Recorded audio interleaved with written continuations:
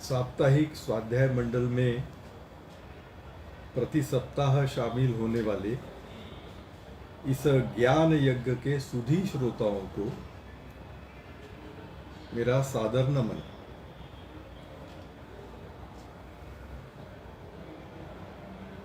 यह आज के कार्यक्रम में विशेष रूप से युवाओं के लिए है, ऐसा जो कहा हुआ है, इसलिए आज अनेक युवा अलग से शामिल हुए होंगे। उस युवा शक्ति को भी मेरा नमस्कार।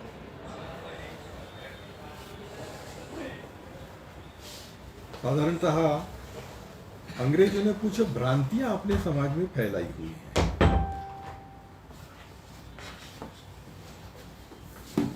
इन भ्रांतियों में से सारी तो हम विचार आज नहीं करेंगे क्योंकि समय की कमी है, लेकिन एक भ्रांति जो है कि ठीक है, भारत के लोग अध्यात्म इत्यादि के बारे में जानते थे, लेकिन जिसे साइंस टेक्नोलॉजी कहते हैं वो तो हम पश्चिम के लोगों ने ही भारत को दिया है। ये भ्रम फैलाया उन्होंने, लेकिन बड़े शातिर थे। जिस पद्धति से उन्होंने इस संभ्रम को फैलाया, उसके कारण भारत के अधिकांश लोग इस संभ्रम के शिकार हो गए। दुर्भाग्य है, लेकिन यह वस्तुस्थिति है। वस्तुस्थिति है। आज भी किसी को पूछें कि 50 वैज्ञानिकों के नाम बताओ, किसी छात्र छात्रा से पूछे, तो हो सकता है कि 45 या उससे भी ज्यादा वो विदेशी वैज्ञानिकों के नाम बताएगा। उसमें उस बालक बालिका की गलती नहीं है, उसे यही सब पढ़ाया जाता है, यही सब पढ़ाया जाता है। जब ग्रेविटेशनल फोर्स कहा जाता है तो दिमाग में उसके न्यूटन का ही नाम आता है। भास्कराचार्य का नाम क्यों नहीं आता? क्योंकि हम बड़े लोगों ने उनको वह चीज बताई ही नहीं कि जिस चीज का आविष्कार न्यूटन ने किया था उसके सैकड़ों वर्ष पहले ग्रेविटेशनल फोर्स, सैकड़ों वर्ष, और इसके एविडेंसेस हैं, प्रमाण हैं, पुस्तकों में उपलब्ध है, गपोड़बाजी नहीं है। सैकड़ों वर्ष पहले भास्कराचार्य कर चुका है, लेकिन हमारे छात्र छात्रा के दिमाग में ग्रेविटेशनल फोर्स कहते ही न्यूटन का नाम आता है। पाइथागोरस थ्योरम ही बोलते हैं। एक साइंटिस्ट हुआ करता है यूरोप का, पाइथागोरस नाम का। उसने इस जो त्रिकोण गणित का, ज्यामिति का बहुत महत्वपूर्ण सिद्धांत है, थ्योरम, वो उसका खोज किसने किया? तो पाइथागोरस ने किया, तो उसको नाम दे दिया पाइथागोरस थ्योरम। तो हमारे बोधायन ने क्या किया था भैया? वही बात, वही किस्सा। पाइथागोरस से सैकड़ों साल पहले अपने ऋषि बोधायन हो गए हैं, उन्होंने वही चीज जो पाइथागोरस थ्योरम के रूप में हमको बताई जाती है, और इसको विदेशी विद्वानों तक ने स्वीकार किया हुआ है। लेकिन हमारे बच्चे बच्चियां क्या जानते हैं? पाइथागोरस, बोधायन को कौन जानता है? न्यूटन को जानते हैं, भास्कराचार्य को कौन जानता है? गलती उनकी नहीं है।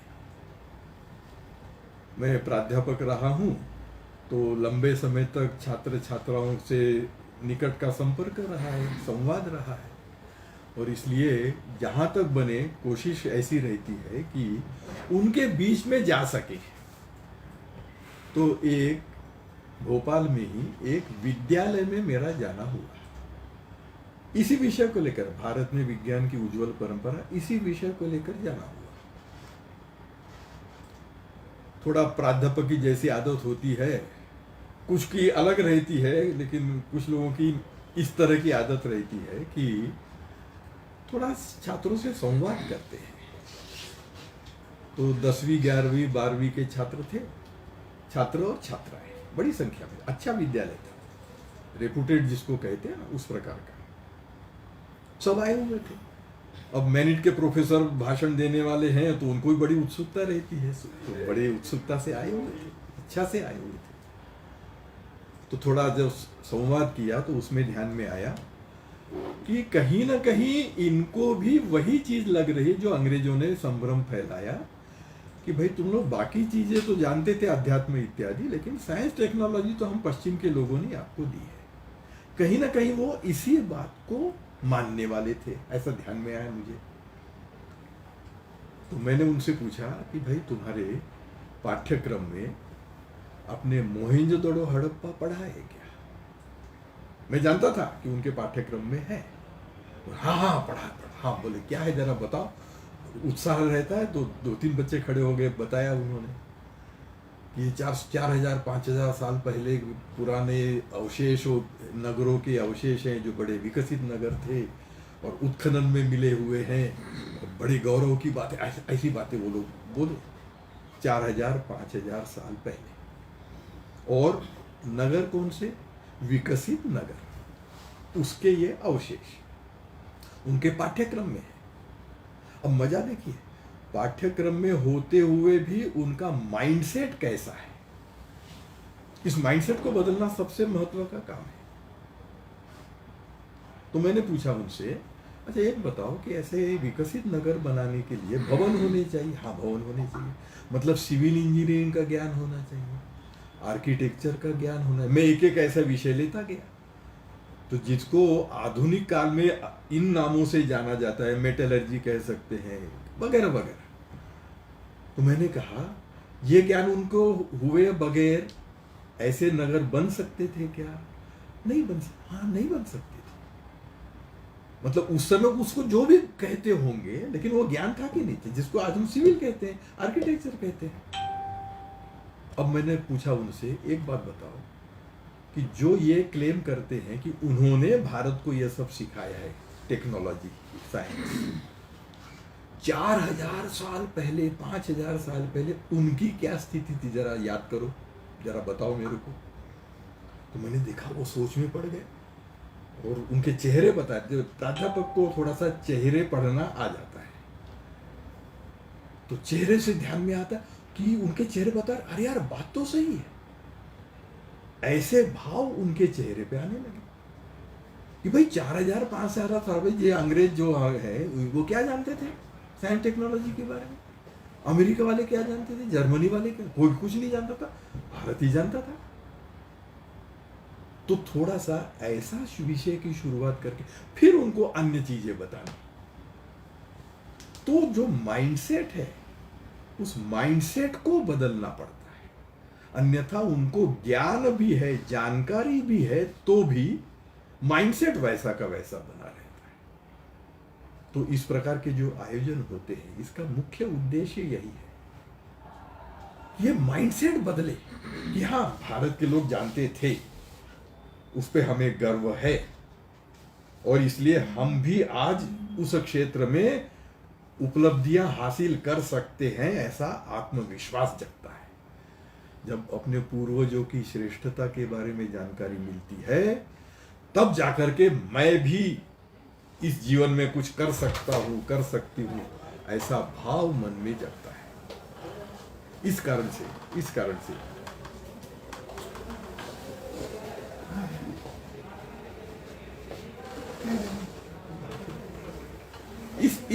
से इस प्रकार के विषय लोगों के सामने प्रस्तुत किए जाने चाहिए। अब इसमें चूंकि मैं युवाओं को ध्यान में रखते हुए अधिक बातें बोलूंगा, क्योंकि कार्यक्रम में भी कहा हुआ है कि युवाओं के लिए विशेष।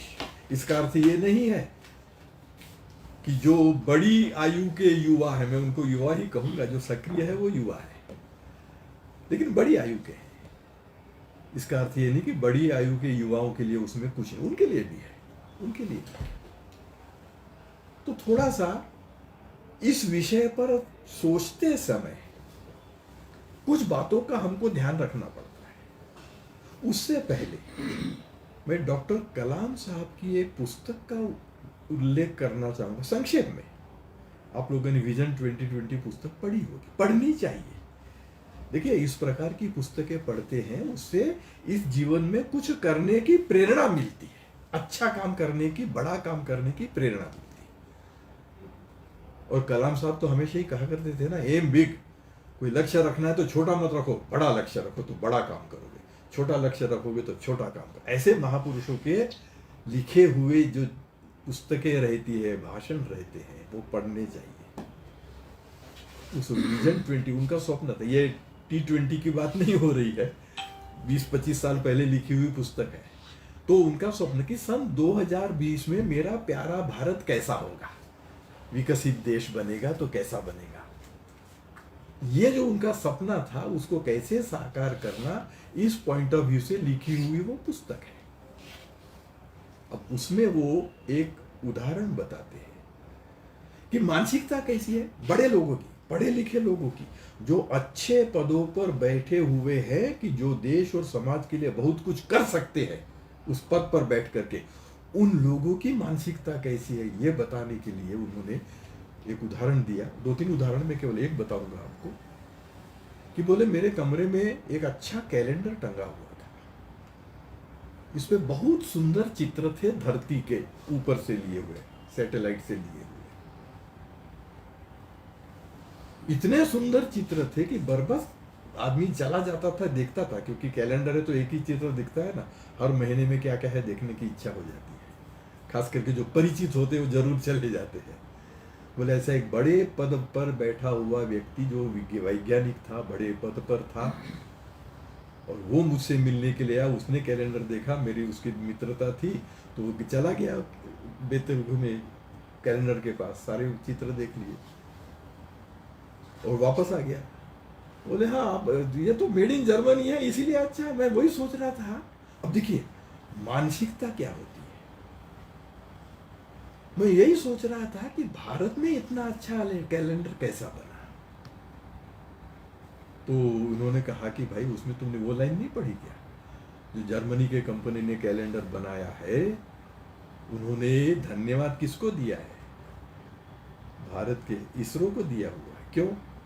कि भारत के सैटेलाइट ने धरती के अपने जो चित्र खींचे हुए हैं उन चित्रों को इस कैलेंडर में उपयोग करने की अनुमति प्रदान की, इसलिए उनका धन्यवाद। तो अच्छा कैलेंडर बना है, इसका मूल क्रेडिट किसको है, जर्मनी को है कि भारत को है। लेकिन मानसिकता कैसी है, अच्छी चीजें भारत में बन ही नहीं सकती। एक और उदाहरण उन्होंने बताया है, श्रीरंगपट्टनम के युद्ध में आधुनिक काल में जिसको प्रक्षेपास्त्र कहते हैं, आग्नेयास्त्र कहते हैं, इसका पहली बार उपयोग हुआ था। तो भारत की सेना ने किया था। अब उस क्षेत्र के लोगों को, कोई वैज्ञानिकों की गोष्ठी थी, लंच आवर में सब लोग बैठ के डिस्कशन कर रहे होंगे, तो विषय चल पड़ा। तो किसी ने कहा कि नहीं ये काम भारत में नहीं, ये काम कोई एक दो लोग कह रहे थे कि ये काम फ्रांस ने किया हुआ है, एक दो लोग कह रहे थे नहीं ये काम इंग्लैंड ने किया हुआ है। कलाम साहब सुनते रहे। फिर उन्होंने कहा कि ये काम न फ्रांस ने किया है न इंग्लैंड ने किया, ये काम भारत ने किया। फिर उन्होंने श्रीरंगपट्टनम युद्ध वगैरह का सारे रेफरेंसेस दे दिए, सारे प्रमाण दे दिए। अब कलाम साहब बड़ा व्यक्तित्व था, उनकी बात कौन ठुकरा सकता था। तो बोले अच्छा ऐसा है क्या? बोले उनके चेहरे पर कोई गर्व का भाव नहीं आया। अरे मैं तो सोच रहा था कि ये इंग्लैंड वालों की खोज है, नहीं ये मेरे भारत की खोज है, क्या बात है। ऐसा जो गौरव का भाव आना चाहिए वो गौरव का भाव नहीं आया, सपाट चेहरा, ओह इज इट सो, इतना कह करके बस विषय खत्म हो गया। बोले ये जो मानसिकता है कि अपने पूर्वजों की श्रेष्ठता का ज्ञान नहीं और वर्तमान में लोग कुछ कर सकते हैं इस बात में विश्वास नहीं, इस मानसिकता को बदले बिना भारत विकसित राष्ट्रों की श्रेणी में नहीं आ सकता। ये कलाम साहब ने विजन 2020 में बिल्कुल शुरुआत में मेंशन किया हुआ है। इस मानसिकता को बदलना पड़ेगा। इस दृष्टि से मानसिकता बदलने के लिए उस पॉइंट ऑफ व्यू से उस प्रकार के उदाहरण उनके सामने रखे जाते हैं। आप खुला रखिए, उसको खुला रखिए और कंट्रोल करिए, तब जाकर के ये विषय लोगों के सामने आता है।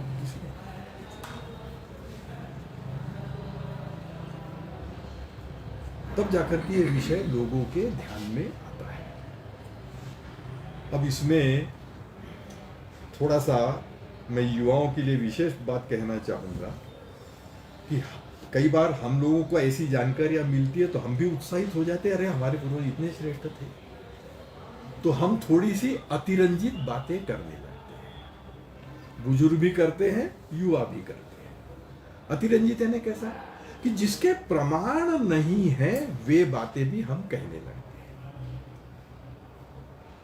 तो थोड़ा सा यदि किसी की मानसिकता बदलनी है और किसी आपके प्रमाण के बिना हम कोई बात कहते हैं तो उनको लगता है ये गपोड़बाजी चल रही है, स्वाभाविक रूप से ऐसा लगने लगता है। इस कारण से जैसे उदाहरण के लिए मैं एक बताता हूं, अपने रामायण में पुष्पक विमान का उल्लेख आता है, रामायण के काल का भी उल्लेख आता है। हम लोग क्लेम करते हैं, ठीक है, अपना विश्वास है, लाखों साल पुराना है, युगों की कैसी कल्पना है, कितने वर्षों का युग होता है, सारे अपनी जगह पर है। उस हिसाब से राम कितने लाख वर्ष पहले होने चाहिए, लेकिन आज उसके प्रमाण उपलब्ध है क्या? फिजिकल प्रमाण उपलब्ध है क्या? नहीं। तो जिसके फिजिकल प्रमाण उपलब्ध नहीं है वो बातों का क्लेम, हम विश्वास है, हम विश्वास रखें, लेकिन क्लेम न करें। लेकिन महाभारत कितना पुराना है? महाभारत के प्रमाण मैं विस्तार में नहीं जाता, जो इच्छुक लोग हैं वो जानकारी प्राप्त कर सकते हैं कि महाभारत लगभग 5000 साल वर्ष पहले हुआ है। ये माइथोलॉजी नहीं है, इतिहास है, प्रत्यक्ष हुआ है। लगभग 5000 साल पहले इसी भारत में यह युद्ध हुआ है।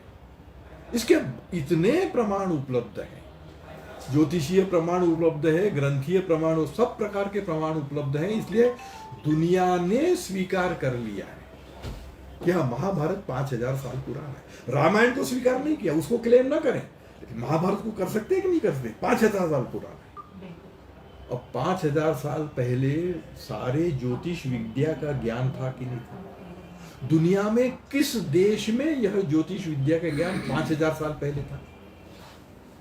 और ज्योतिष विद्या का ज्ञान प्राप्त करने के लिए किस किस प्रकार के उपकरण लगते हैं हम लोग कल्पना कर सकते हैं। दूरबीन लगती है, उसमें लेंस लगता है, ये सारी चीजें लगती है। ये नैसर्गिक रूप से उपलब्ध होती है क्या? नहीं होती है। तो कांच पर कोई विशिष्ट प्रकार का प्रोसेसिंग करेंगे तब लेंस बनता है, और विशिष्ट प्रकार का ही लेंस होना चाहिए, विशिष्ट रेडियस का ही लेंस होना चाहिए। तो मेजरमेंट की एक्यूरेट पद्धति थी कि नहीं थी 5000 साल पहले? उसके बिना ज्योतिष विद्या में इतना सारा ज्ञान मालूम हो सकता था क्या? सारे ग्रहों की पृथ्वी से कितनी दूरी है, और दुनिया भर के वैज्ञानिक आश्चर्य प्रकट करते हैं कि how is it possible, it is a great coincidence, ऐसा वो लोग कहते हैं। अरे कोइंसिडेंस एक बात में होता है, प्रत्येक ग्रह की दूरी जितनी भारत के ग्रंथों में लिखी हुई है और आज का विज्ञान स्वीकार करता है, लगभग एक जैसी है, 97-98% एक्यूरेट, सारे के सारे। तो कोई एक दूरी यदि होती तो कह सकते थे कि वो कोइंसिडेंस है, दो दूरियों को कोइंसिडेंस कह सकते, भाई सारे के सारे तो ध्यान में आता। तो यदि यह ज्ञान है तो टेक्नोलॉजी हमारी कितनी विकसित थी 5000 साल पहले। इस पॉइंट ऑफ व्यू से जब हम देखना प्रारंभ करते हैं, इस पॉइंट ऑफ व्यू से जब हम देखना प्रारंभ, और उस नजरिए से हमने पुरानी बातों को देखना चाहिए। मैंने पुष्पक विमान का उल्लेख किया कि भाई हमारा विश्वास है, हम माने, लेकिन दूसरों को यह ना कहें कि हाँ उस पर तुम भी विश्वास रखो, क्योंकि उसका प्रमाण नहीं, आज की तारीख में नहीं, कभी मिल जाएगा। विश्वास रखिए, आगे चल करके उसके भी प्रमाण मिलेंगे। जब मिलेंगे उस समय के लोग उसको क्लेम करेंगे। आज महाभारत के प्रमाण उपलब्ध है, हम महाभारत की चीजों को क्लेम करें। साथ ही साथ भारद्वाज संहिता आज उपलब्ध है कि नहीं है? भारद्वाज संहिता उपलब्ध है, उसको हम क्लेम करें। कितना पुराना है? 2000 से ज्यादा साल पुराना है। इस भारद्वाज संहिता में क्या है? सारा विमान विद्या का ज्ञान है। और ये बात कौन के सामान्य व्यक्ति नहीं कह रहे हैं, यानी कई लोगों ने रिसर्च की हुई है उस रिसर्च के आधार पर यह कहा जा सकता है कि उसमें जो जो बातें कही हैं वो सही है, क्योंकि उसको लेबोरेटरीज में प्रमाणित किया गया है। एक उदाहरण बताता हूं कि विमान को अदृश्य कैसे करना, इसका वर्णन उसमें है भारद्वाज संहिता में।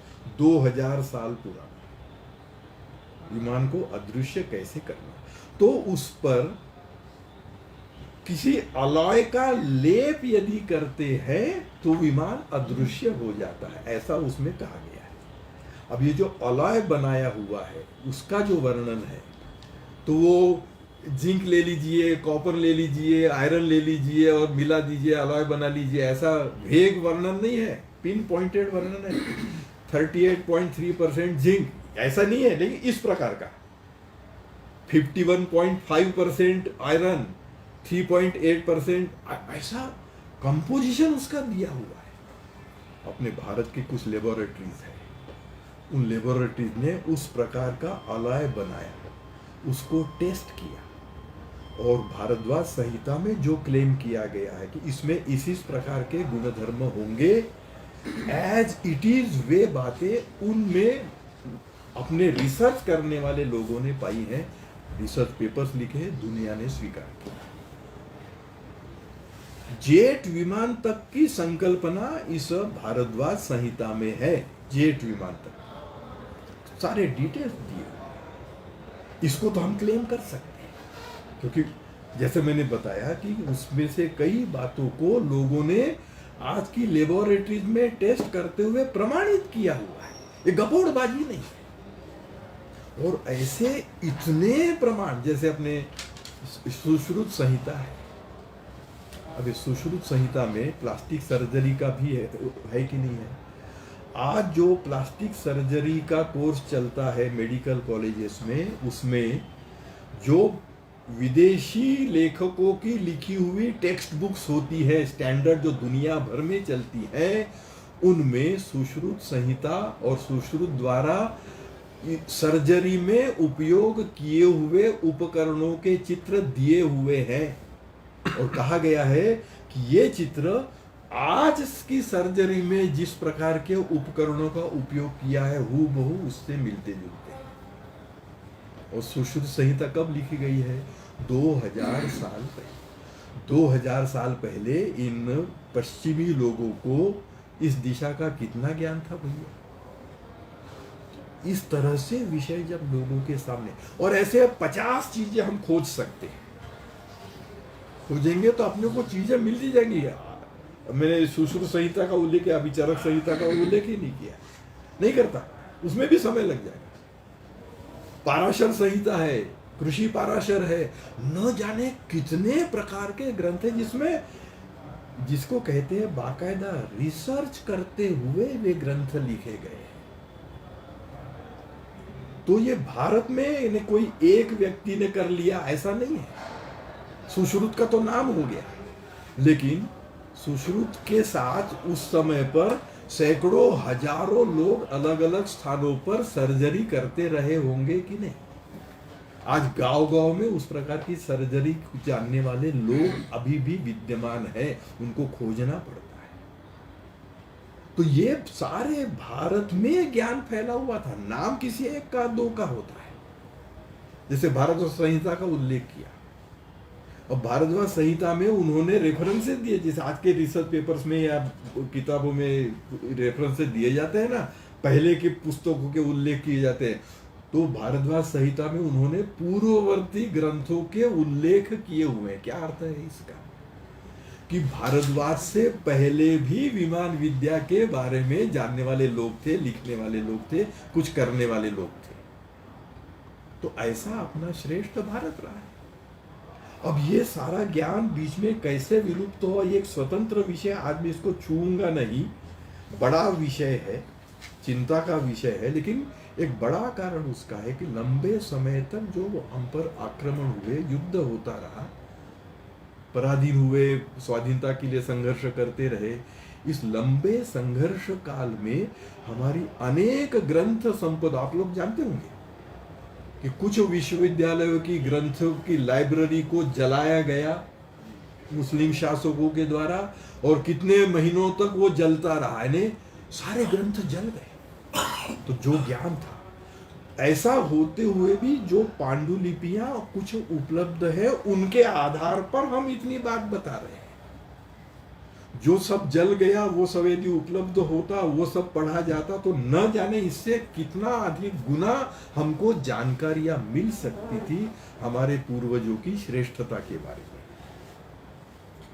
लेकिन युवा लोगों का एक जो सोच रहता है, और वो बिल्कुल सही सोच है कि भाई पुरानी बात तो मान ली, बहुत अच्छा था, बहुत महान थे, ये सब मान लिया, व्हाट अबाउट टुडे, ये उनका प्रश्न रहता है।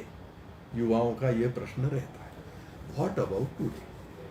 अतीत गौरवशाली था, मान लिया, आज क्या है। और जो माहौल है, वो माहौल ऐसा है कि आज भारत में कुछ नहीं। जैसे मैंने बताया ना, वो जो बड़ा पद पर बैठा हुआ व्यक्ति था, वो कैलेंडर देखता है तो उसके मन में पहला विचार कौन सा आता है? इतना बढ़िया कैलेंडर भारत में बनी, it can not be made in India. पास जाकर देखता है made in Germany, yes now I understand, Germany वाला है इसलिए इतना अच्छा। इसका अर्थ क्या है कि भारत में अच्छी चीज बन ही नहीं सकती, भारत के लोग कुछ अच्छा कर ही नहीं सकते हैं। ये एक ऐसा माहौल बन गया है, इस माहौल को तोड़ना पड़ेगा कि नहीं। और ये तोड़ने के लिए झूठ के आधार पे नहीं, सत्य के आधार पे। तो मैं थोड़े आधुनिक काल के हमारे, क्योंकि वैज्ञानिक क्षेत्र वाला ही विषय है, अन्य क्षेत्रों में आज के गौरवपूर्ण उपलब्धियां भारत की बहुत ज्यादा है। उसमें से केवल विज्ञान के क्षेत्र में, टेक्नोलॉजी के क्षेत्र में जो गौरवपूर्ण उपलब्धियां हैं, उनमें से केवल कुछ का मैं आपके सामने उल्लेख करना चाहूंगा। लेकिन एक बात निश्चित रूप से होनी चाहिए कि हमारे प्राचीन गौरव के बारे में हमें जानकारी होनी चाहिए, उस पर विश्वास होना चाहिए, उस पर गर्व होना चाहिए हमारे पूर्वजों की श्रेष्ठता पे, और उनके जैसा ही मैं कुछ करूंगा, करूंगी, ऐसा एक आत्मविश्वास और संकल्प मन में जगना चाहिए।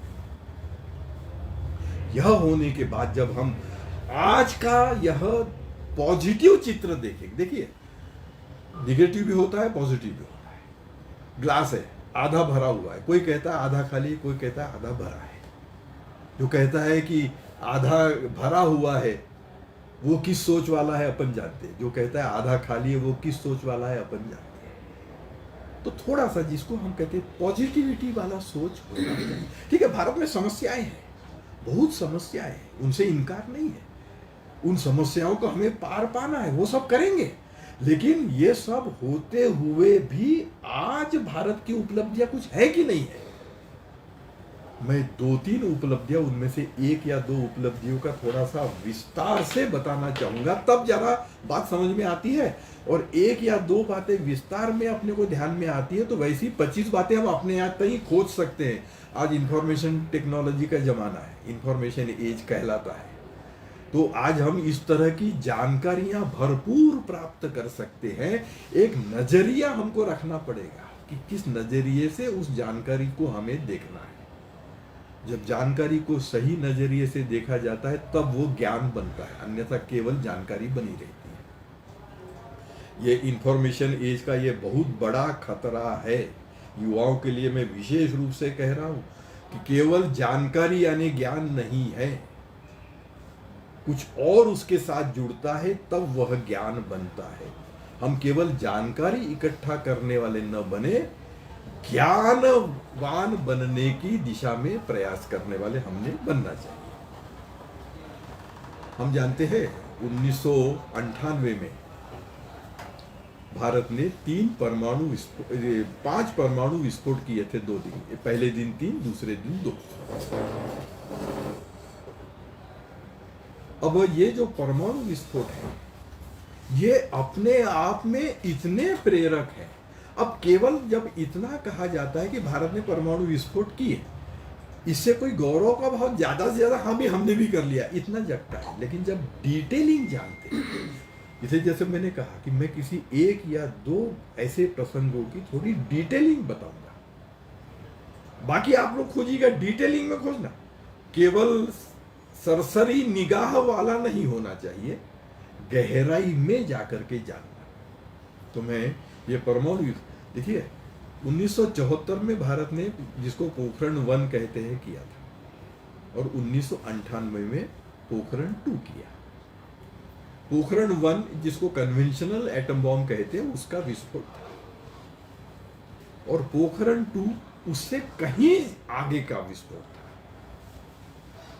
अब ये अंतर यदि हम नहीं समझेंगे, और ये अंतर समझने के लिए मैं सीधे परमाणु विस्फोट होने के पश्चात जो बीबीसी ने एक उस क्षेत्र के दुनिया के 3-4 प्रमुख वैज्ञानिकों को बुला करके जो उनका परिसंवाद लिया था बीबीसी रेडियो ने, उसका मैं आपको बताना चाहूंगा। उसमें से आपको इस विस्फोट की क्या विशेषताएं हैं वो ध्यान में आती है, और उसमें वैसी विशेषताएं भारत के लोगों ने अर्जित की, ये हमको ध्यान में आता है। वो फ्रांस का वैज्ञानिक था।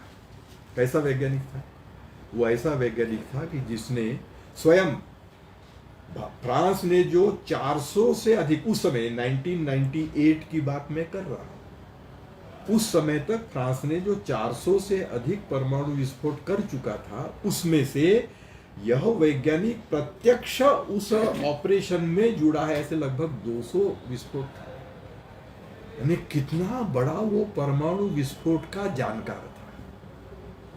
इससे हम समझते, वो उससे पूछा जाता है, ये इंटरव्यू लेने वाला वो है किसका पता?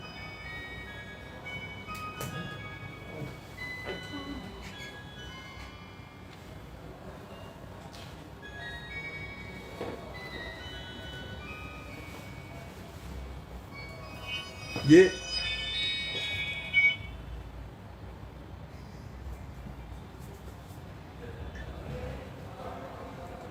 तो ये 200 से ज्यादा परमाणु विस्फोटों में जो हो चुका है, शामिल हो चुका है, उससे वो बीबीसी का संवाददाता पूछता है कि भारत ने अभी एटॉमिक एक्सप्लोजन किए हैं, आर यू सरप्राइज्ड?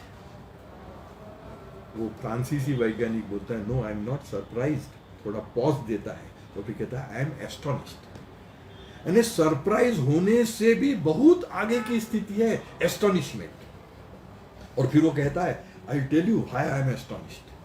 और फिर वो जो बताता है, मैं बिल्कुल संक्षेप में बताऊंगा, बोलता है कि 24 वर्ष बाद भारत ने विस्फोट किया है।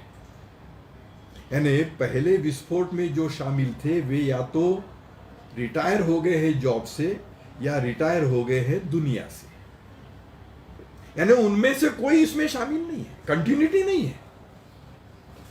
यानी फ्रेश अटेम्प्ट के रूप में ही 98 को लेना चाहिए। ऑल्दो हम कहते हैं Pokhran 1, Pokhran 2, but it is a fresh attempt, new attempt.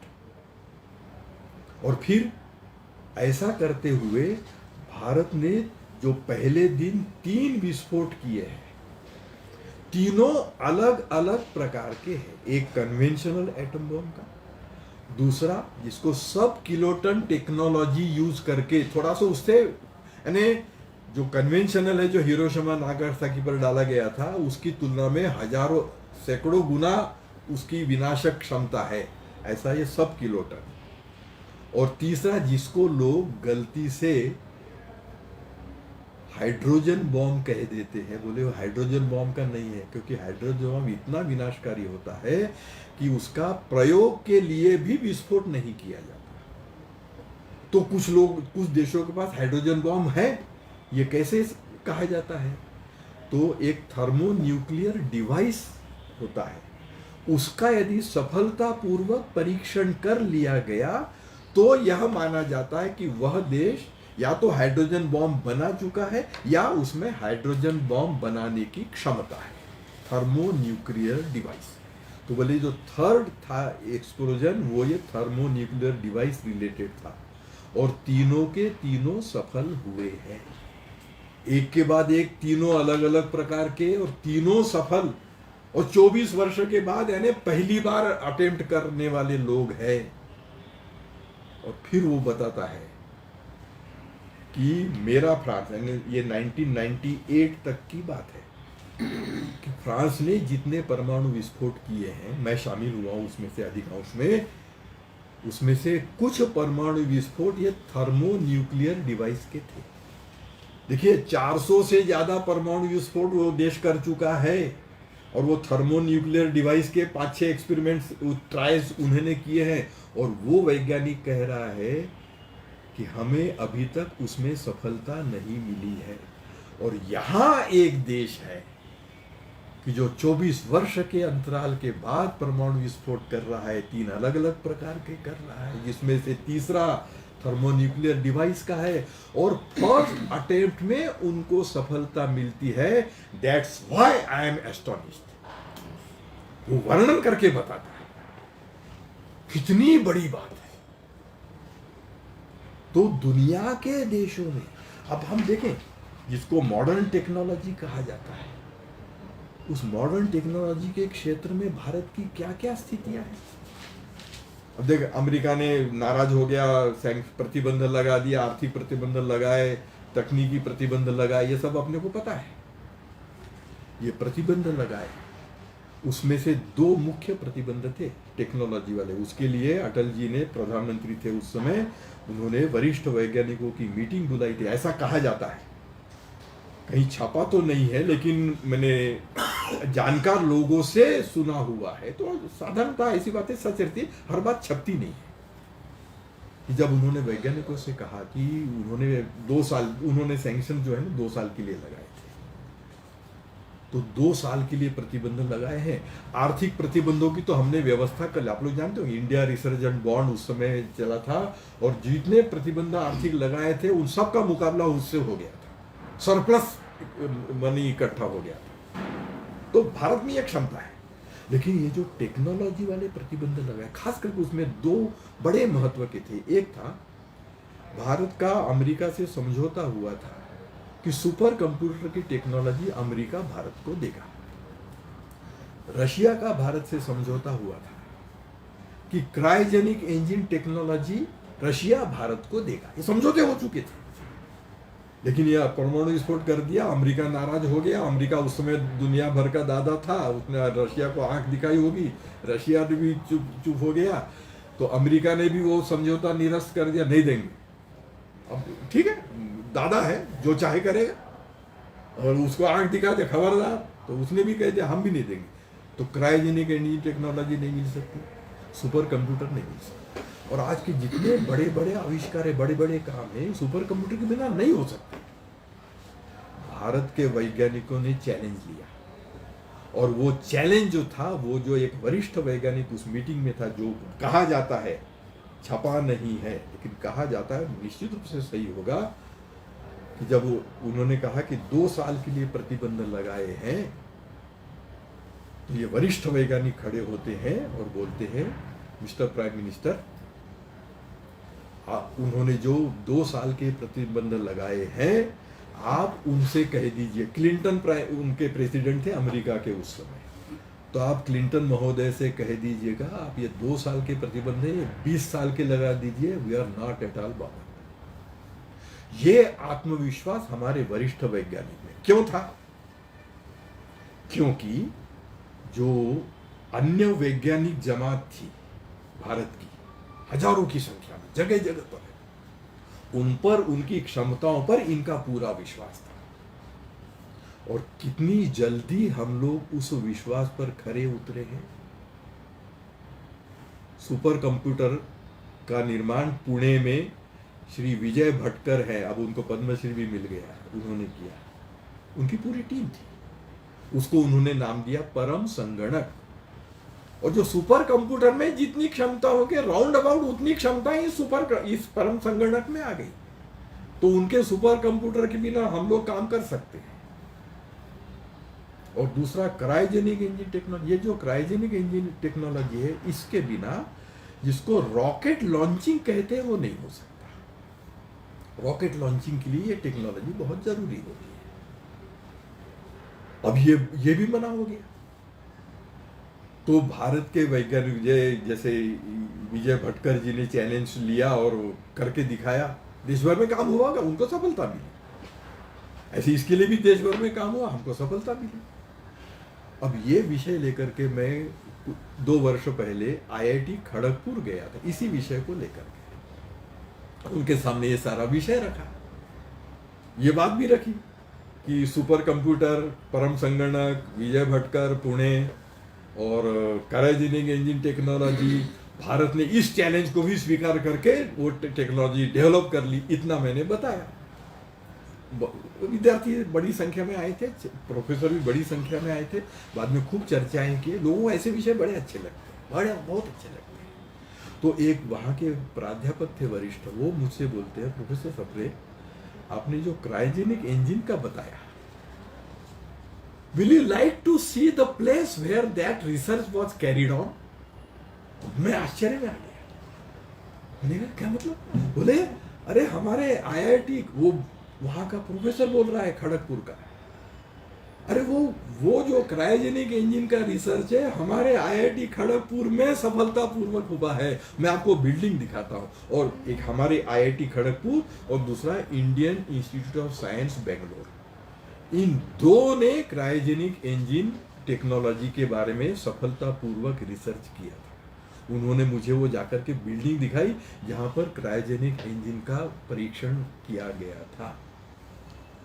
तो ये भारत की जो ताकत है, इसको तो हमको पहचानना पड़ेगा। और कितने क्षेत्रों में ये है, कितने क्षेत्रों में। मैंने क्रायोजेनिक इंजन का बताया, हमने बना लिया। आज इसरो का क्या स्टेटस है हम जानते हैं कि नहीं जानते? जैसे खेलों के दुनिया में वर्ल्ड रिकॉर्ड्स होते हैं, वैसे ही टेक्नोलॉजी के क्षेत्र में भी, साइंस के क्षेत्र में भी कुछ वर्ल्ड रिकॉर्ड्स होते हैं। उसमें से एक वर्ल्ड रिकॉर्ड माना जाता है कि जैसे एक साथ परमाणुओं का विस्फोट करना बड़ा कठिन है, वैसे ही एक साथ सैटेलाइट का प्रक्षेपण करना, लॉन्च करना बहुत कठिन होता है। एक को करने में ही नानी याद आ जाती है, तो एक के बाद एक, तो एक वर्ल्ड रिकॉर्ड माना जाता है। कहा नहीं जाता, लेकिन लोग कहते हैं, मान लेते हैं कि एक समय पर ये साइमल्टेनियस लॉन्चिंग का वर्ल्ड रिकॉर्ड था कि at a time 8 simultaneous launches, 8। अब शायद रशिया का था या अमेरिका का था, मेरे को एकदम से ध्यान में नहीं आ रहा, आप लोग पता लगा लीजिए। भारत ने, इसरो ने इस रिकॉर्ड को कुछ वर्ष पहले ब्रेक किया। कितने किए? 10 सैटेलाइट्स लॉन्च। कितनी बड़ी बात है। लेकिन बात और आगे बढ़ती है। जैसे खेलों में होता है ना, एक ने एक और बनाया, दूसरे ने तोड़ा, फिर उसका किसी ने, तीसरे ने तोड़ा, ये चलता रहता है। तो भारत का ये 10 सैटेलाइट का रिकॉर्ड था, ये रशिया ने तोड़ा। तो 35 के आसपास सैटेलाइट्स उन्होंने साइमल्टेनियस लॉन्च कर दिया। रशिया, भाई देखो दुनिया के देशों में भी क्षमताएं हैं, ऐसा नहीं है, लेकिन हाँ हम में भी क्षमता है, ये हमको याद रखना पड़ता है। तो उन्होंने अब भारत का रिकॉर्ड तोड़ दिया। कोई 35-36 सैटेलाइट्स एक साथ लॉन्च कर, देखिए 10 से सीधा 35 पर चले गए। और अभी 1.5-2 साल पहले आप लोगों ने, शायद 2.5 साल हो गए होंगे, 1 साल तो कोरोना का ही निकल गया, इसको तुम्हें गिन ही नहीं रहा।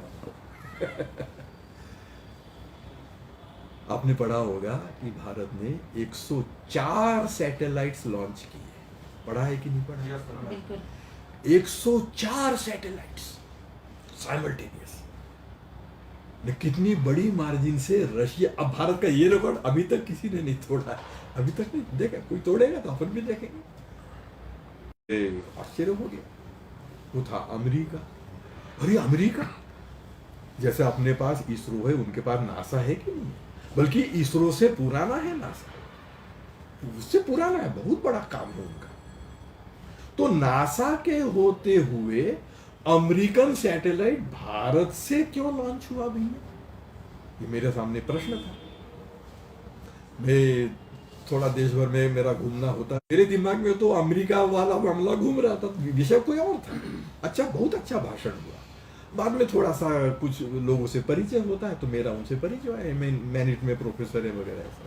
तो थोड़ा सा हाय हेलो होने के बाद मैंने उनसे सीधे सीधे प्रश्न, मैंने कहा ज़्यादा समय रहता नहीं है, मैं सीधे पूछ लेता हूँ। मैंने कहा कि मैंने वो समाचार पढ़ा, आप सब लोगों को बधाई, बहुत बड़ा आप लोगों ने अचीवमेंट है, वंडरफुल वगैरह वगैरह, जितनी तारीफ होनी और करनी भी चाहिए। उसके बाद मैंने पूछा, but I could not understand one thing, बाकी देशों के नाम तो मुझे समझ में आते कि उन्होंने सैटेलाइट भारत भेजे लॉन्चिंग के लिए, अमेरिका ने क्यों भेजे मुझे समझ में नहीं आया। अब वो समझ गया कि ये बारीकी से सोचने वाला आदमी है और प्रोफेसर है। बोलता है professor Sapre, the answer is very simple. तो मैं आश्चर्य में आ गया, मैंने कहा वेरी सिंपल, लेकिन मुझे समझ में नहीं आ रहा है। अरे it is just one word answer, केवल एक शब्द का उत्तर है आपके प्रश्न के लिए। मैं और आश्चर्य में आ गया, मैंने कहा प्लीज वो एक शब्द मुझे बता दिए, मेरी उत्सुकता बढ़ती जा रही थी। उन्होंने कहा that word is cost, COST।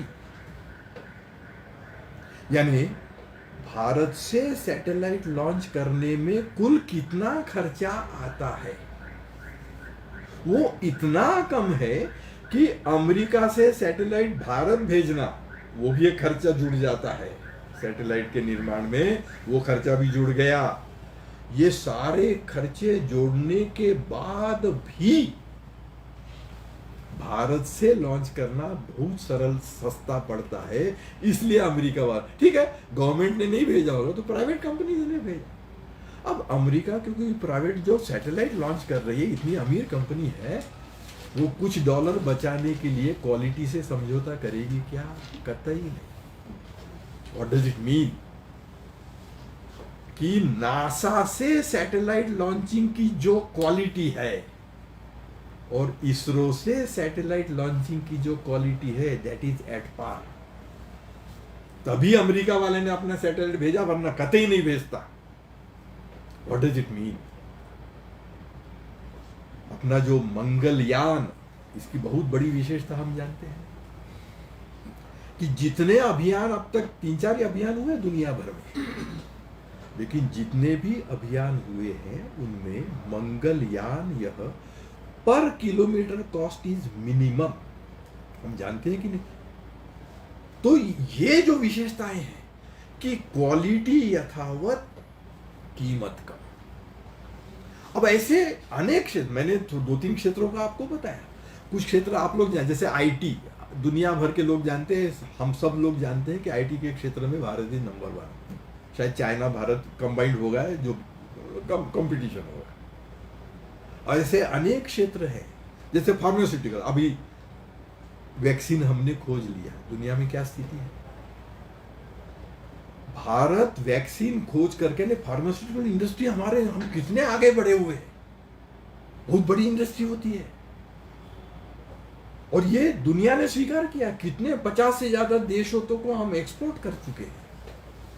दुनिया ने स्वीकार कर लिया कि भारत का वैक्सीन अच्छा है, कि कैसा बनाया, सस्ता बनाया। तो ये जो विशेषताएं हैं भारत की, ये कैपेबिलिटीज है आज के भारत की। तो खास करके युवा पीढ़ी यदि ऐसा संकल्प करती है कि हाँ, ऐसे जो लोग काम कर रहे हैं उस तरह के कामों में हम शामिल होंगे और अपनी क्षमताओं का उपयोग अपनी इस मातृभूमि के लिए करेंगे, देश को ऊंचा उठाने के लिए करेंगे, जो डॉक्टर कलाम का सपना था कि मेरा देश विकसित देशों की श्रेणी में आना चाहिए। आखिर में 5-10 मिनट है अभी मेरे पास, तो एक और विषय लेकर, इसी से संबंधित है लेकिन बड़ा महत्व का है। मैंने कलाम साहब का उल्लेख किया, कलाम साहब का ये विकसित भारत का सपना था, लेकिन यदि हमने उनके भाषण और उनके पुस्तकें बारीकी से पढ़ी होंगी, पढ़ना चाहिए, तो हमको एक बात ध्यान में आएगी। कौन सी बात? कि वो भारत को विकसित देश तो बनाना चाहते थे, लेकिन कैसा, किस आधार पे? तो उनका कहना हुआ करता था, India will be A developed country whose roots will be based in its rich cultural heritage। यानी अमेरिका की कार्बन कॉपी करके भारत ऊंचा नहीं उठेगा, विकसित नहीं बनेगा। जैसा अमेरिका ने किया वैसा हम करेंगे, ये सोच भारत की नहीं होनी चाहिए। दुर्भाग्य से आज अमेरिका की नकल करने की प्रवृत्ति हम में बढ़ती जा रही है। मैं युवा पीढ़ी को विशेष रूप से आगाह करना चाहता हूं, अमेरिका से जो सीखना है सब सीख लें, लेकिन उनकी नकल नहीं करना है। जो भी सीखते हैं उसको भारत के लिए अनुकूल बनाते हुए अपनाना, एज इट इज नहीं अपनाना। यह जो अपना सिद्धांत है, एकात्म मानव दर्शन में भी यही बात आती है। दीनदयाल जी ने कहा हुआ है कि जो दुनिया में है वो स्वीकार करना, लेकिन भारत के लिए अनुकूल बना करके स्वीकार। ये भारत का स्वभाव है, केवल दीनदयाल जी वाली बात नहीं है, भारत का स्वभाव है। आनो भद्राह क्रतवो यंतु विश्वता, कहते हैं कि नहीं कहते? दुनिया भर से अच्छी बातें आने दो, हम अच्छी बातें लेने के लिए, लेकिन नकल नहीं करेंगे, उसको परखेंगे, अपने लिए अनुकूल बनाएंगे। और हमारी जो बातें हैं, भारत की जो बातें जी रिच कल्चरल हेरिटेज वाली बात हो रही है, दीनदयाल जी ने कहा हुआ है कि हमारी जो बातें हैं उनको युगानुकूल बनाएंगे, एज इट इज नहीं कि 1000 साल पहले ऐसा होता तो एज इट इज हम आज करेंगे ना। पूर्वजों से प्रेरणा लेना है, लेकिन वो जैसा करते थे वैसा ही आज करेंगे नहीं, युगानुकूल बना करके उसको करना। तो दुनिया का ज्ञान उस रूप में लेना, भारत के अनुकूल बनाना, और अपना ही जो प्राचीन ज्ञान है उसको युगानुकूल बना करके लेना। लेकिन एक और विषय है, और बड़ा महत्व का विषय है, और वो क्या विषय है? साधारणतः पश्चिम की जो सोच है वो है अनियंत्रित, हर बात में कोई नियंत्रण, सब कुछ फ्री होना चाहिए, तो science should be free. Bharat की क्या विशेषता है ना? भारत में हर चीज धर्म नियंत्रित होती है। अब धर्म यानी रिलीजन नहीं है, धर्म का बहुत व्यापक अर्थ है, मैं उसके परिभाषा में नहीं जाता, लेकिन रिलीजन नहीं है, धर्म बहुत बड़ी बात है। और ये अब ऑक्सफोर्ड डिक्शनरी ने भी स्वीकार कर लिया है। धर्म को उन्होंने कहा, अर्थ में कहा हुआ है इटर्नल लॉ ऑफ कॉस्मोस, और रिलीजन के लिए उन्होंने कहा, ऑक्सफोर्ड डिक्शनरी में रिलीजन के लिए कहा हुआ है a particular way of faith and worship. तो दोनों एक नहीं है। तो मैं धर्म की बात कर रहा हूं, तो सब कुछ धर्म नियंत्रित होना, जो धर्म नियंत्रित है वो समाज के लिए हितकारक होगा। तो विज्ञान भी धर्म नियंत्रित होना चाहिए।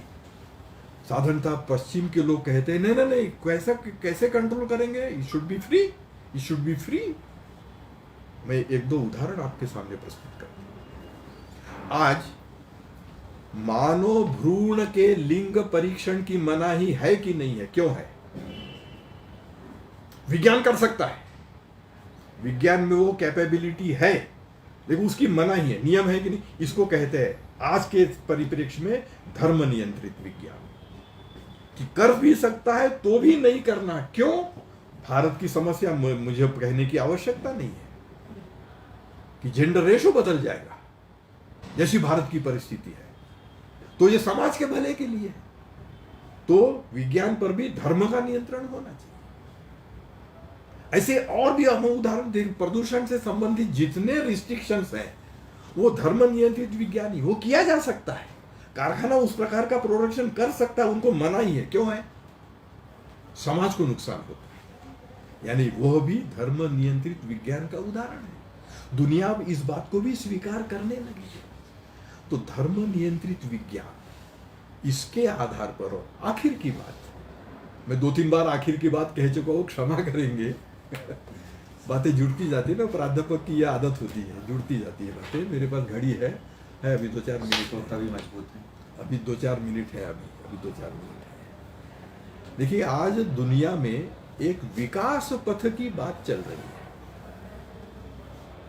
मैं विस्तार में नहीं जाता, लेकिन जो भी डेवलपमेंट का पाथ है, जितने भी पाथ्स हैं दुनिया ने सारे टेस्ट कर लिए हैं, और एवरी पाथ इज फेल्यूर।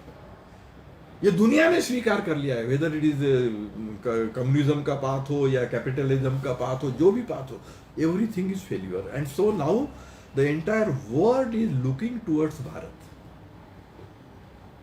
कि भारत एक ऐसा देश है कि जो हमें धर्म नियंत्रित विज्ञान के आधार पर कैसे उन्नति की जा सकती है वो मार्ग बता सकता है।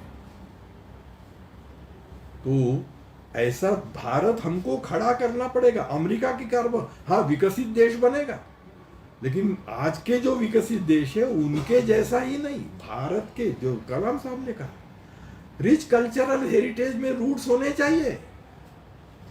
तो उसको व्यावहारिक धरातल पर परिवर्तित करना ये बहुत बड़ी बात है, ये चैलेंज है। और खास करके युवा पीढ़ी के सामने ये चैलेंज है कि ये जो बातें हैं इनको वर्तमान परिप्रेक्ष्य में थोड़ा सा उसमें कंटेम्पररी इश्यूज, प्रॉब्लम्स, ये सारा डील करना पड़ेगा। लेकिन अंततोगत्वा वह धर्म नियंत्रित विज्ञान की दिशा में रहेगा। और यह जो धर्म नियंत्रित विज्ञान वाला जो विकास पथ होता है, इसके लिए कहा जाता है कि it is eco friendly and with human face.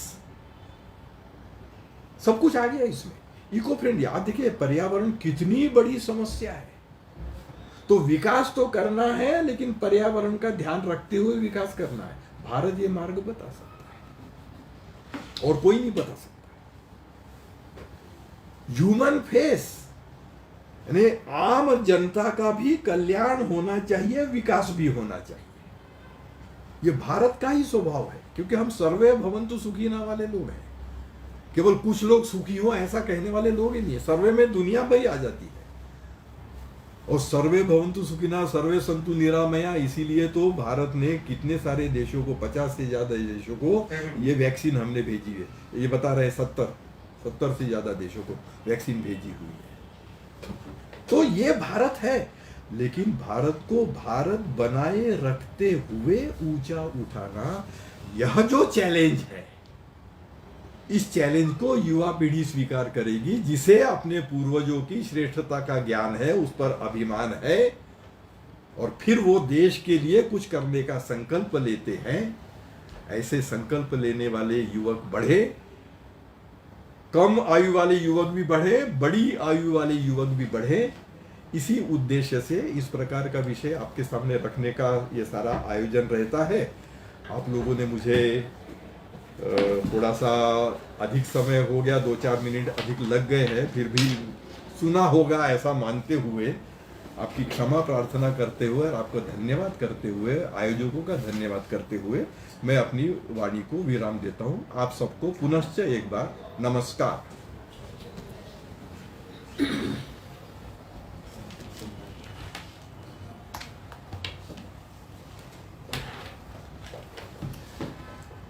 बहुत धन्यवाद भाई साहब। आज हम सबके सामने जो महत्वपूर्ण विषय का प्रतिपादन माननीय प्रोफेसर सदानंद सप्रे जी के द्वारा हमें मिला है, वो बहुत ही अद्भुत और ज्ञानवर्धक है।